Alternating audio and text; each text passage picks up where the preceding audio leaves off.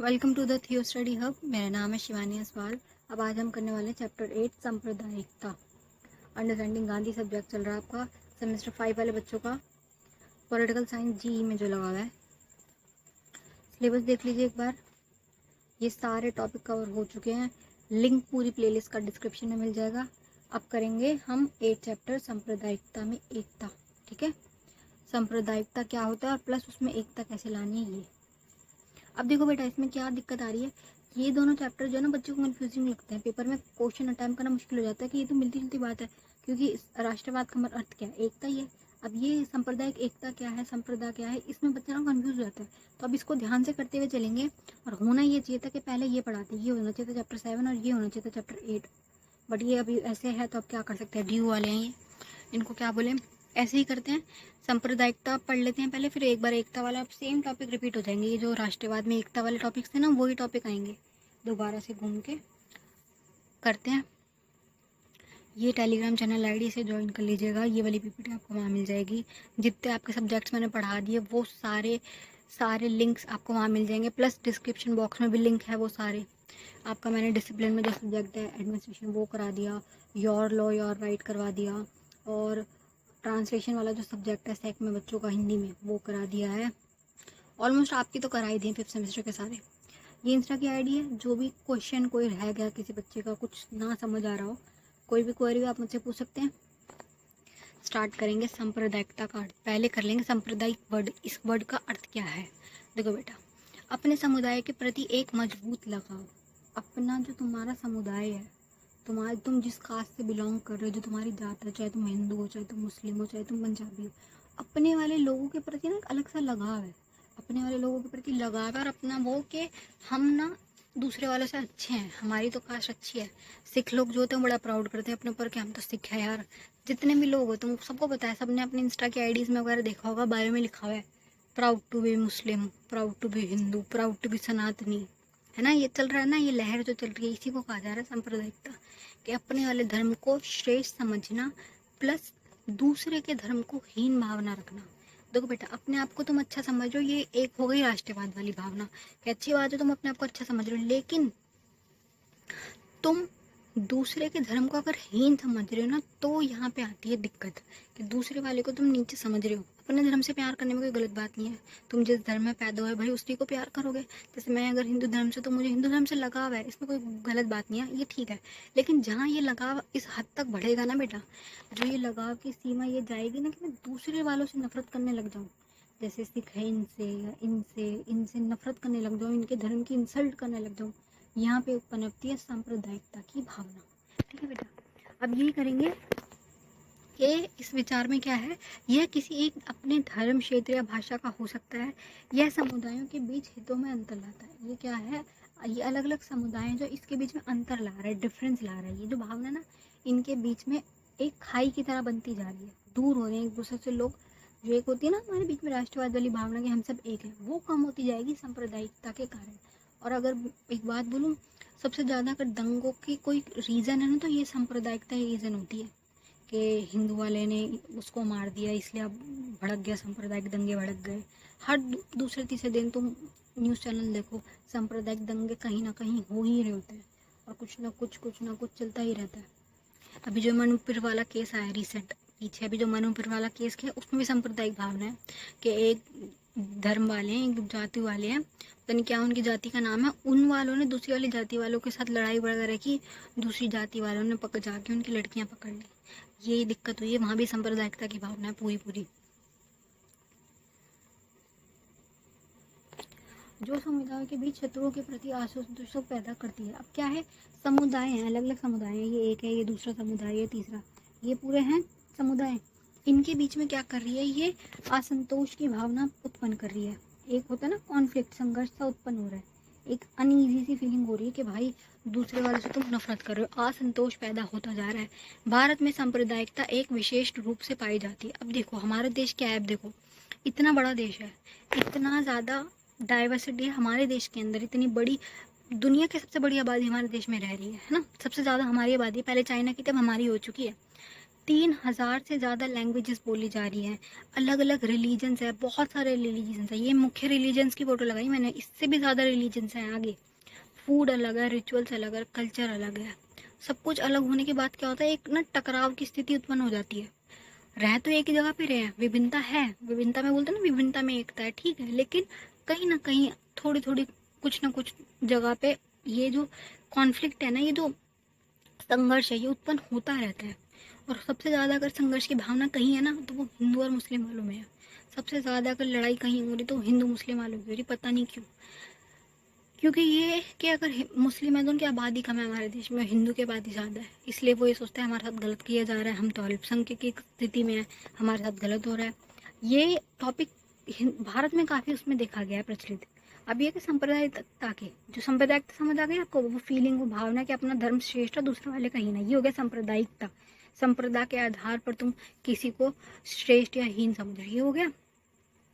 अब इसके चार प्रमुख कारण कि क्या कारण है कि ये भावना जो है उत्पन्न हो रही है, हाई लेवल पे धारणा क्यों जा रही है। पहला क्या, एक धर्म के अनुयायियों को के लौकिक हित दूसरे धर्म के अनुयायियों के लौकिक हितों के बिल्कुल विभिन्न और परस्पर विरोधी। एक धर्म वाले को दूसरे धर्म वालों के जो हित है ना, वो आपस में टकरा रहे हैं, वो कुछ चाह रहे, दूसरे वाले कुछ चाह रहे, और ये दोनों आपस में एक दूसरे के अपोजिट है। ये कारण है एक दूसरे के धार्मिक व सांस्कृतिक कार्यकलाप में अंतर और विरोध का होना। एक दूसरे के धार्मिक सांस्कृतिक जो भी हमारे क्रियाकलाप है, जो हमारी रिचुअल्स है, उसमें अंतर है बहुत बड़ा, जो कि विरोध का कारण बन रहा है, ठीक है। और तीसरा ये वाला देखो बेटा, ये टॉपिक स्टार्ट होगा, ये पूरा जो हमारा चैप्टर ये वाला जाएगा ना, ये इसी बात पे जाएगा कि अंग्रेजों ने जो फूट डालो राज करो की नीति करी ना, उसके ऊपर। क्योंकि अंग्रेजों को ना ये वाली बात पता थी कि हम जब यहाँ पे कब्जा करने जा रहे हैं ना, बहुत बड़ा देश है, हम इन पे कब्जा करेंगे कैसे। इनके बीच में अलग अलग धर्म है, अलग अलग जातियाँ, अलग अलग लोग हैं, धर्म के अंदर भी धर्म है, जैसे मान लो हिंदू मुस्लिम तो अलग हो गए, फिर हिंदुओं के अंदर भी अलग अलग वर्ग चल रहे हैं कि हम उच्च जाति वाले, फिर तुम नीच जाति वाले, फिर तुम वो वाले वर्ग वाले, वो था ना वर्ण व्यवस्था पूरी, उसके आधार पर डिवाइड है, मतलब सब डिवाइड है, ऐसा नहीं कोई एक उसमें रह रहा हो। इनको वाली बात पता थी अच्छी तरह से कि अगर इन पे कब्जा करना तो सबसे अच्छा तरीका यही है, डिवाइड एंड रूल की पॉलिसी। ये इसमें सबसे ज़्यादा पढ़ेंगे हम कि कैसे डिवाइड एंड रूल की पॉलिसी लेके अंग्रेज आए, फिर उसके बाद गांधी जी ने कैसे इस पॉलिसी को कम किया, उसको ख़त्म करवाया, कैसे कैसे सबको एकजुट करवाया। राष्ट्रवाद वाला जो अभी हमने पीछे रिसेंट चैप्टर पढ़ा, 7 चैप्टर, उसके आधार पे वो कैसे कैसे लाए, वो चैप्टर इसमें इंक्लूड होगा। अगर आप आंसर लिखोगे ना तो उसके सारे पॉइंट इसमें आएंगे बेटा, इसलिए बोलो कि ये दोनों चैप्टर थोड़ा सा बच्चे को लग सकता है कंफ्यूजिंग है, पढ़िए, एक बार समझ नहीं आ रहा वीडियो को आप 2 बार देखो, समझ आ जाएगा। इसमें कुछ ऐसा डिफिकल्ट नहीं है, बस थोड़ा सा मान लो तुम हल्का हल्का कुछ तो गुंजल हो रहा है।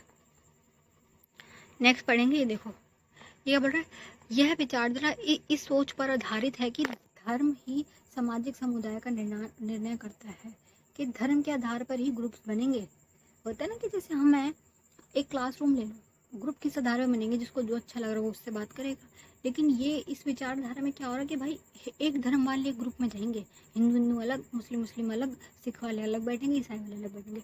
अब क्या इससे क्या है, बहुत बड़ा ना एक भड़काऊ भावना होती है ना, वो उत्पन्न होती है कि हिंदू वाले मुस्लिम वाले से लड़ेंगे हर हाल में, कि भाई तो दूसरी जात वाले हैं, हम सिख वालों से लड़ेंगे, सिख वाले बोलेंगे तुम गलत हो, हम गलत है।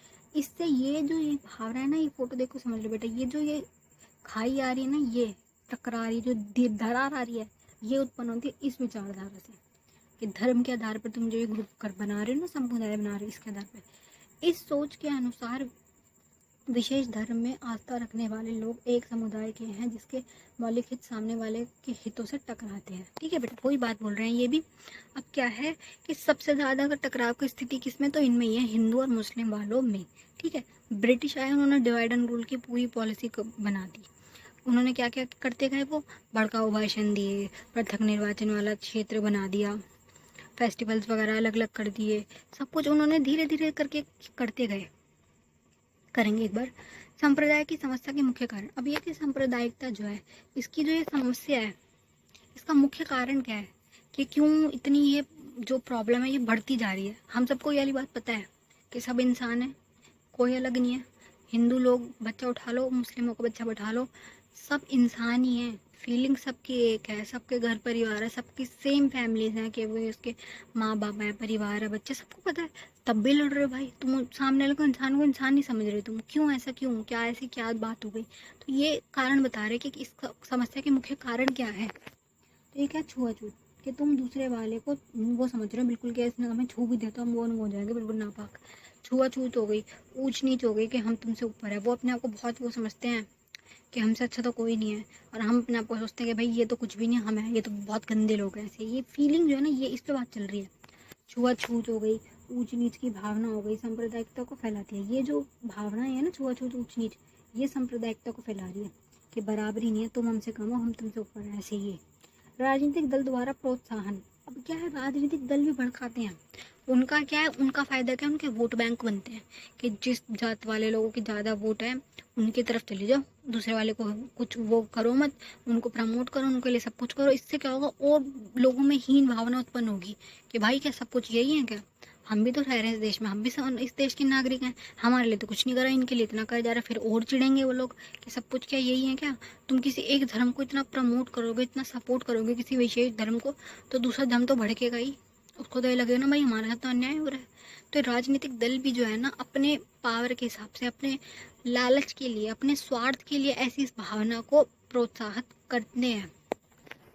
भारत के विभिन्न विविधता, राजनीति के दल चुनाव में समय वोटों की राजनीति से सांप्रदायिकता को प्रोत्साहन मिलता है। ठीक है बेटा, वोटों की राजनीति भी मैंने समझाया ना कि सिर्फ और सिर्फ तुम वोट को देख रहे हो कि कहाँ से, किस वोट बैंक से ज़्यादा वोट आ रहे हैं, किस धर्म से आ रहे हैं, उसका सपोर्ट करवाना, उसके आधार पर ऐसे, इससे प्रोत्साहन मिलता है। प्रशासनिक अक्षमता, सरकार और प्रशासन के उदासीनता के कारण भी कभी कभी सांप्रदायिक दंगे बढ़ जाते हैं। अब देखो, विभिन्नता तो है, फोटो से समझ आ रहा है ना कि कितनी विभिन्नता। हमारा देश अगर इतना बड़ा है तो इतने सारे लोग रह रहे हैं, एक धर्म यहाँ रह रहा है, दूसरा धर्म यहाँ रह रहा है, इतने बड़, ये वाली बात समझो। एक हमारे देश में बोलते हैं कि 10 किलोमीटर तुम चल लो, 20 किलोमीटर, 10 किलोमीटर बाद पानी चेंज हो जाता है, हवा पानी चेंज हो जाता है, लैंग्वेज चेंज हो जाती है। इतनी तो डायलेक्ट्स है हमारे देश में। तो विभिन्नता अगर है इतनी, तो उसको संभालने का काम किसका है, सरकार का, प्रशासनिक तंत्र का। पर ये जो अक्षमता है ना इनकी, कि ये काम कर नहीं पा रही, ये संभाल नहीं पा रही, इसके कारण भी सांप्रदायिक दंगे भड़कते हैं, उदासीनता बढ़ती है। उदासीनता का तो तुम काम ही नहीं कर रहे, प्रशासन वाले काम नहीं कर रहे, इसलिए। अब देखो क्या है, फूट डालो की नीति का अर्थ क्या है। अब फूट डालो नीति ये समझा रही बेटा, क्योंकि ब्रिटिश ने आके सबसे अगर कब्जा किया तो इस आधार पे किया। अब इसमें क्या है, इन्होंने क्या किया, भड़काऊ भाषण दिए, पृथक निर्वाचन क्षेत्र बना दिए। रिजल्ट क्या निकला बेटा अंत में, कि पाकिस्तान अलग हो गया। मुस्लिम लोग जो थे उन्होंने वाली बात बोल दी कि हिंदू मुस्लिम अलग अलग लोग हैं, अलग अलग भाषा बोलने वाले, अलग अलग धर्म वाले, एक साथ नहीं रह सकते। गांधी जी ने बहुत बार वाली बात बोली है कि एक साथ रहेंगे। आज़ादी के बाद सिचुएशन साफ होगी, क्लियर होगी, लोग एक साथ रह लेंगे। अगर नहीं रह पाए तो अलग हो जाना, फिर मुझे कोई दिक्कत नहीं है। गांधी जी के वर्ड आइए। लेकिन क्या हुआ, जो मोहम्मद अली जिन्ना जो भी थे, है ना, हाँ क्या नाम है इनका, मोहम्मद अली जिन्ना, इन्होंने क्या किया है, इन्होंने अलग मांग रखी दी थी पाकिस्तान की। रिजल्ट क्या हुआ, ये सारी पूरी जो फूट डालो राज करो की नीति जो चलेगी, इसके बाद पाक जो है वो अलग हो गया, पाकिस्तान वाला हिस्सा अलग हो गया, जिसमें सभी को पता है कि कितने सांप्रदायिक दंगे हुए थे उस वक्त, कितने लोगों की मृत्यु हुई थी, कितना खून खराबा मचा था। हिंदू मुस्लिम लोग एक दूसरे के खून के प्यासे हो गए थे। वो मूवी थी ना जो अभी आ भी रही है, गदर वाली, उसमें पूरा ये वाला सीन दिखाया हुआ कि कितना बुरा हाल था। सभी ने देखी हुई है वो वाली मूवी, कि जो हिंदू लोग थे वहाँ जो लोग रहते उन्हें यहाँ आना था, और जो यहाँ के मुस्लिम लोग रह रहे थे इन्हें यहाँ से अपना घर बार सब कुछ छोड़ के वहाँ जाना था। तो यार खुद सोचो, रातों रात ऐसे डिसीजन आए कि तुम्हें जाना ही पड़ेगा, तुम्हें जाना पड़ेगा, नहीं गए तो लोग मार रहे हैं, जाना। लोग कैसे छुप छुप के रहे थे यहाँ पे, कैसे कितनी मुश्किल से लोगों ने अपनी जान बचाई थी। ये सारी चीज़ें अब करेंगे, ठीक है। फूट डालो और राज करो का मतलब है कि लोगों में आपस में ही भेदभाव पैदा करा दो। ठीक है, लोगों में आपस में भेदभाव करवा दो। सारे लोग एक साथ रह रहे हैं, लेकिन कुछ ऐसी बात उनको बोल दो कि वो खुद ही आपस में एक दूसरे से दूर हो जाए, आपस में ही लड़ते रहें। ठीक है, उनसे ना लड़ें, ब्रिटिश वालों से ना लड़ें, एक साथ मिलके आपस में ही लड़ते रहें, और किसी का भी ध्यान अंग्रेजी शासन के प्रति ना जाए। ठीक है बेटा, अंग्रेज कितना ही शोषण करें, गलत करें, लोग अंग्रेजों के साथ लड़ने का ना सोचे, आपस में ही एक दूसरे से लड़ते रहें। ये थी पृथक करो राज करो की नीति, डिवाइड एंड रूल। देखो ऐसे था देश, इन्होंने ऐसे देश को अलग कर दिया कि एक तरफ हिंदू है एक तरफ मुस्लिम है। फिर उन्होंने फिर सोचा कि अभी भी मज़ा नहीं आ रहा, इसको 3 पार्ट में कर दो। अब इन्होंने ऐसे करते करते करते करते बहुत डिवाइड किया, भाषणों के द्वारा अलग अलग रूल्स बना दिए, अलग अलग नीतियाँ बना दी, जिससे क्या हुआ, बहुत ज़्यादा हिंदू मुस्लिम तो एक दूसरे के मतलब खून के प्यासे बन गए, एक दूसरे को बिल्कुल नहीं पसंद कर रहे थे। बहुत कोशिश की गई कि जो हमारा देश है ये टूटे ना, विभाजन ना हो, लेकिन तब भी विभाजन हुआ। 1947 में पाक अलग हो गया। उन्होंने मांग रख दी थी कि मुस्लिम लोग हम इनके साथ नहीं रहेंगे। मोहम्मद अली जिन्ना ने, जो इनके वो थे मुख्य नेतृत्व करने वाले, उन्होंने मांग कर रखी थी और उस पर अड़े रहे, वो माने नहीं कि एक साथ नहीं रह सकते ये लोग, कैसे रहेंगे, एक साथ रहेंगे तो लड़ते रहेंगे, अलग होने में ही बेहतरी है। अब ये क्या, लॉर्ड कर्जन द्वारा बंगाल के विभाजन के पीछे भी माना जाने वाला वास्तविक कारण अंग्रेजों की फूट डालो राज करो की नीति है। वास्तविक क्या सच्चाई है ये, जो ये लॉर्ड कर्नल्स थे, इन्होंने जो अपना दिमाग चलाया था कि जो बंगाल वाला एरिया है यहाँ पे बहुत ज़्यादा राष्ट्रवादी भावना उत्पन्न हो रही है, इसको कम कैसे करें। तो इन्होंने क्या करा, इस पार्ट को ये अलग कर दो, देश से हटा दो, ये बोल के। अब रीज़न तो देना पड़ेगा क्यों कर रहे हैं, तो रीज़न इन्होंने क्या दिया कि ये बहुत बड़ी आबादी है, हम हैंडल नहीं कर पा रहे। सच्चाई ये नहीं थी, सच्चाई क्या थी बेटा, कि इनको यार बात पता थी कि ये धीरे धीरे इनका जो आंदोलन है बढ़ता बढ़ता राष्ट्रीय आंदोलन में बदल जाएगा और हमारे खिलाफ खड़े होंगे सारे, तो इनको अलग कर दो।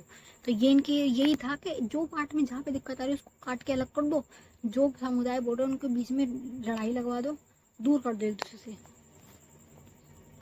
देखो इस प्रकार से कि मुस्लिम वाले इस तरफ, बुगेरस वाले इस तरफ, हिंदू वाले इस तरफ, ये वाले इस तरफ, गरीब इस तरफ, अमीर इस तरफ, सारे अलग अलग अलग अलग बहुत सारे वो कर दिए, है ना।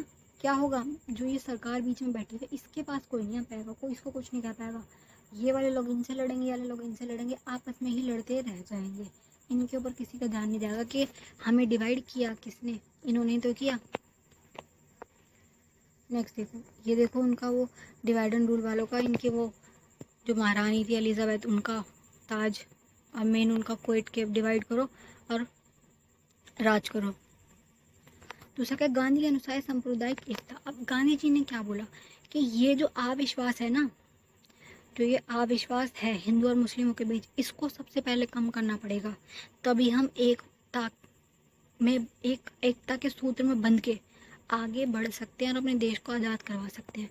गांधी जी ने क्या बोला, सांप्रदायिक एकता के लिए आवश्यक है कि किसी विशेष समूह के लोगों को सहनशीलता हो। सहनशीलता का मतलब सहने की क्षमता, कि मान लो अगर किसी ने कुछ बोल दिया गलत, तो थोड़ा सहनशीलता भी तो हो, सहने की क्षमता हो। बिल्कुल वो ना कि तुम तलवार निकाल के लड़ने को तैयार हो, ये होता है असहनशीलता, कि तुम्हें कंट्रोल ही नहीं है।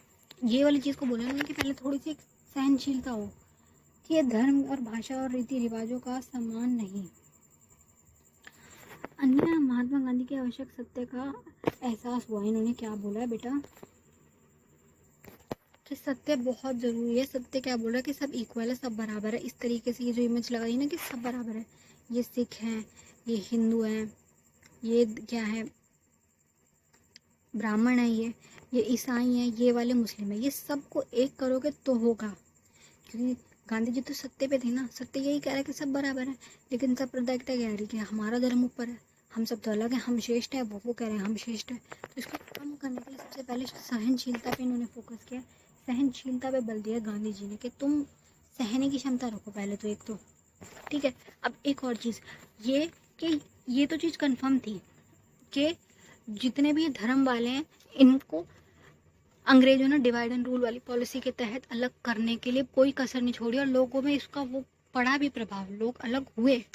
लोगों को इतनी सी बात समझ नहीं आ रही थी कि ये हमें आपस में लड़वा रहे हैं, जैसे हमें समझ आ रही है ना बात, कि इनकी पॉलिसी क्या है, इनके रूल्स क्या है, लेकिन उस वक्त लोगों को नहीं समझ आ रहे थे।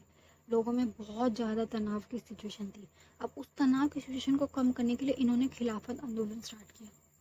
अब इस आंदोलन में क्या था, हिंदू और मुस्लिमों को मेन उठाया गया। तो जैसे पहले सारे आंदोलन में महिलाओं को बुला रहे हैं, किसानों को बुला रहे हैं, इसमें सबसे ज़्यादा इनको बुलाया गया। और ये वाली बात कही गई कि अगर आज़ादी मिलती है तो वो आज़ादी सबके लिए होगी। क्योंकि हिंदू लोगों को क्या लग रहा था कि अगर आज़ादी मिल भी गई तो हमारे बाद ये जो मुस्लिम लोग हैं ये कब्जा कर लेंगे, ये अरब कंट्रियों के साथ मिलके हमारे देश पे कब्जा कर लेंगे। और इनको क्या लग रहा था कि हम तो अल्पसंख्यक है मुस्लिम लोगों को, ये हैं अब आबादी में बहुत ज़्यादा, इनकी संख्या ज़्यादा है, ये कब्जा कर लेंगे, हमारे साथ क्या होगा, हम ऐसे दब के थोड़ी ना रहेंगे, हम जाएंगे कहाँ। अगर हम स्वतंत्रता संग्राम में हिस्सा लें भी, लड़ें भी, उसके बाद हमें हासिल क्या होगा। ये क्या बोल रहे थे, हमें चाहिए अलग से हिस्सा, हमें चाहिए पाकिस्तान के पाक लोगों का स्थान, कि हम तो सर्वश्रेष्ठ, हम तो साफ सुथरे हैं, हम पाक हैं, तो हमें पाकिस्तान चाहिए, पाक लोगों का स्थान चाहिए, एक अलग से हिस्सा मांगे है उन्होंने। गांधी जी इसके खिलाफ थे। गांधी जी ने बोला है कि तुम आज़ादी तक वेट करो, आज़ाद होने के बाद सिचुएशन ठीक होगी, आज़ादी के बाद सब मिलजुल के रहेंगे, एक साथ रहेंगे। लेकिन ये माने नहीं, ये अपनी बात पे अड़े रहे। ठीक है, चलिए एक बार इसको पढ़ लेते हैं। क्या है, सांप्रदायिक सद्भावना, सांप्रदायिक सद्भावना का वातावरण बनाने हेतु गांधी जी ने जो उपाय किए उसमें मुख्यतः था खिलाफत आंदोलन। अब ये कि जो ये भावना भड़क रही है, भड़कने वाली जो सिचुएशन है, लड़ाई जैसी सिचुएशन है, एक संपदा वाले दूसरे संपदा को मारने को जो तैयार है, इसका वातावरण को शांत करने में, सद्भाव की भावना फैलाने में, फ्रेंडशिप वाली फीलिंग लाने में, मित्रता के लिए इन्होंने जो जो उपाय किए ना, और भी बहुत सारे उपाय किए, लेकिन उसमें सबसे मुख्य क्या था, खिलाफत आंदोलन। ठीक है, में गांधी जी तथा कांग्रेस दल की सक्रिय भागीदारी, परंतु खिलाफत आंदोलन के विषय में कुछ बहुत कट्टरपंथी मुसलमानों ने उठाए हुए विषयों में थे, और बहुत बहुत दूर के एक देश टर्की के बारे में थे। इस कारणवश ये साधारण भारतीय मुस्लिमों के जीवन के लिए इस विशेषता का कोई संबंध नहीं था। गांधी जी ने यह आशा की थी कि खिलाफत आंदोलन में हिंदुओं की भागीदारी से मुसलमान प्रसन्न होंगे। उनको क्या लगेगा कि भाई देखो ये भी पार्ट ले रहे हैं, कि हम अगर पार्ट लेते तो इनको खुशी होगी, मगर ऐसा कुछ नहीं हुआ, बल्कि वो तो और अपसेट थे। पहचान पर आधारित जो गहन अविश्वास और विभाजन था, उसे मिटाने की सहायता मिलेगी। खिलाफत आंदोलन में भागीदारी करने की गांधी जी के निर्णय से अनेक हिंदू खुश नहीं थे। हिंदू भी खुश नहीं थे कि हम क्यों पार्टिसिपेट करें इनके वाले आंदोलन में। और कांग्रेस में भी अनेक लोग बहुत से हैरान हुए थे कि, परंतु गांधी जी ने अपनी जिद पर अड़े रहे। कांग्रेस और हिंदुओं के को अपनी पूरी शक्ति खिलाफत आंदोलन में लगा देनी चाहिए। गांधी जी तो यह कहते थे कि अगर हिंदू गो हत्या का अंत देखना चाहते हैं तो उनके लिए खिलाफत आंदोलन में भागीदारी करना एक बुद्धिमान भार उपाय रहेगा। देखो, गौ हत्या जो हो रही थी और तुम चाह रहे हो कि ये कंट्रोल हो जाए, जो ये मुस्लिमों द्वारा चलाया जा रहा खिलाफत आंदोलन, उसमें तुम पार्टिसिपेट करो। इनको अच्छी फीलिंग मिलेगी कि भाई दूसरे धर्म वाले भी हमारे आंदोलन में पार्ट ले रहे हैं। ठीक है, जो भी हमारा आंदोलन है उसके अंदर लोग पार्टिसिपेट कर रहे हैं। कानपुर में भाषण के दौरान उन्होंने ये सब कहा। गांधी जी के वर्ड्स हैं ये सारी चीज़ें, कानपुर में कहा है। ठीक है, अब जो भी पढ़ेंगे वो यंग इंडिया जो उनकी पत्रिका थी, सोर्स क्या है इसका, यंग इंडियन पत्रिका। ठीक है, 1921 की है ये। मैं ये भली बात जानता हूँ कि बहुत अधिक अविश्वास का वातावरण विद्यमान है। लोगों में बहुत बड़ा अविश्वास का वातावरण चल रहा है, एक दूसरे पर ट्रस्ट नहीं कर रहे लोग। बहुत से हिंदू मुसलमानों को बेईमान मानते हैं। हिंदू क्या मानते हैं कि ये दूसरे धर्म वाले बेईमान हैं, और दूसरे ये कौन मानते हैं कि हम बेईमान हैं। उनकी यह आशंका है कि स्वराज का अर्थ मुस्लिम राज होगा।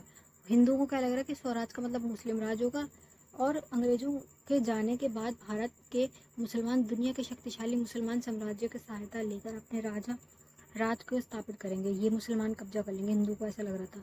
दूसरी तरफ मुसलमानों को ये चिंता सता रही थी कि हिंदू बहुसंख्यक है, इनकी संख्या बहुत ज़्यादा होने के कारण दूसरी तरफ इस तरह की तुच्छ मानसिकता वाले नपुंसकता को स्पष्ट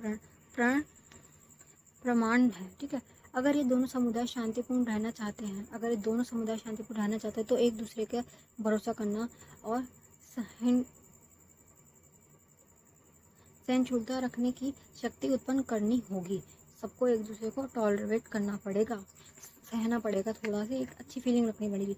दोनों धर्मों में ऐसा कोई बात नहीं है कि जो इस समुदाय को अलग अलग रख सकती है। अब बल प्रयोग करके धर्मांतरण करने का समय नहीं है। तुम बल प्रयोग करके दूसरे का धर्म परिवर्तन कर दो, ये सब का समय नहीं है। और गाय के विषय में छोड़कर हिंदुओं के पास मुसलमानों के साथ लड़ने का भी कोई आधार नहीं है।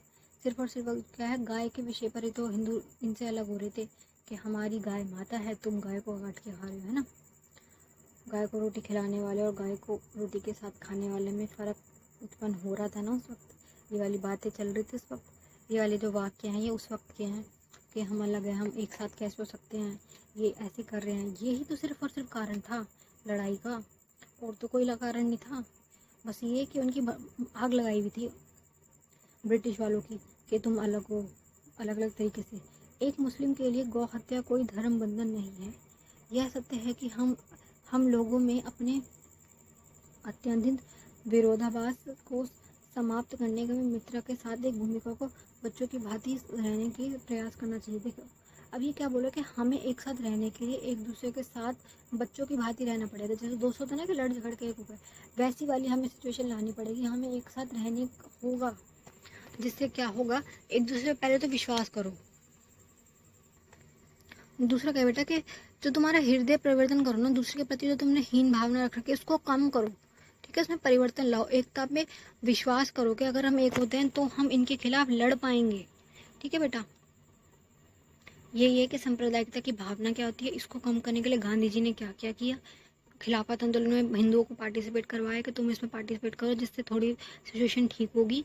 इसके सारे तथ्य बता दिए कि क्यों सांप्रदायिक भावना भड़कती है, क्या कारण था, और अंग्रेजों ने कैसे इस भावना को और उत्पन्न किया, कैसे इसको भावना को बढ़वाया, गांधी जी ने कैसे इसको कम कराया। यही टॉपिक थे, पूरे अच्छे से समझा दिए। अगर किसी को ना समझ आए तो आप मुझसे कमेंट बॉक्स में पूछ सकते हैं। थैंक्स फॉर वॉचिंग बेटा, best of luck for your exam.